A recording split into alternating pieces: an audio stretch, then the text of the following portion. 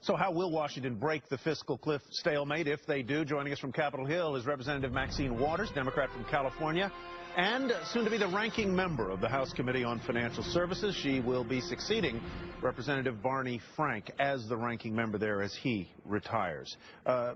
Ms. Waters, welcome. Good to have you with us. Thank you. Delighted. I just asked Eamon whether he thought that the tenor of the negotiations has darkened somewhat over the last 48 hours with respect to the fiscal cliff. Do you agree with that?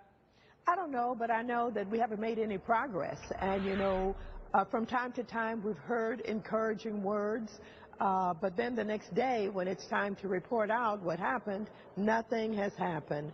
It does not appear that there have been any changes, any progress has been made. And so it was being said just a moment ago, the members of Congress are prepared to be here during the Christmas holidays if we have to. When members go home for the weekend, go back to their districts, many of them traveling at taxpayer expense during this kind of environment, the optics are not particularly good. Does that resonate with you, Congressman Waters? Well, no. As a matter of fact, our constituents are anxious to talk with us. They're always pleased to see us, and they want an update. They want to know what's going on.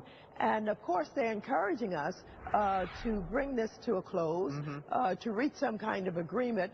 But they don't mind us being home if we're not doing anything. They want us there talking with them and interacting with them.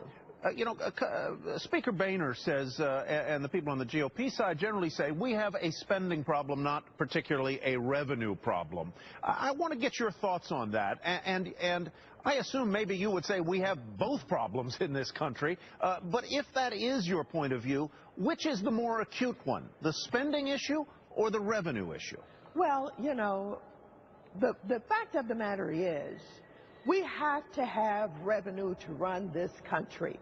A lot of people don't think about the fact that the food is safe, the water is safe, and that our children are safe from defective toys and poison.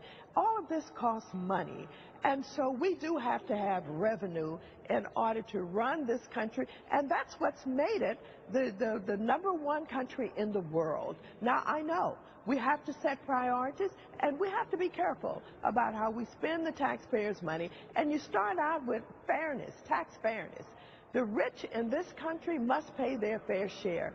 Not only are they now enjoying a lower tax rate, they have the ability to take advantage of every loophole, of all kinds of ways to having to pay their fair share, where the average working person is out there working every day and barely making it and paying, you know, top rates. And so the first thing you want to do is have a fair system and make sure that the top 2% are participating in ways that they should. You're a self-made person. You were one of 13 children raised by a single mom. You worked your way up. Yes.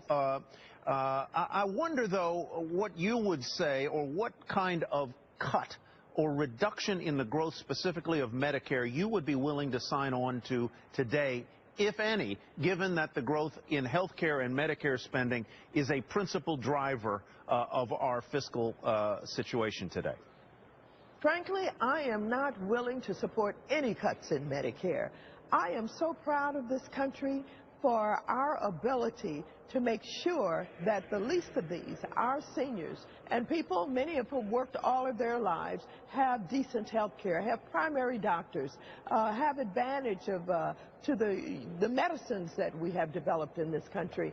And so I'm not going to start, you know, balancing this deficit, this budget on the backs of the least of these. I want to make sure that the fair share is being paid by the rich. All right, Congressman Waters, thank you very much, and welcome. And good luck on solving the fiscal cliff and in your new role as ranking member on You're financial so welcome. services. Thank you. Sue?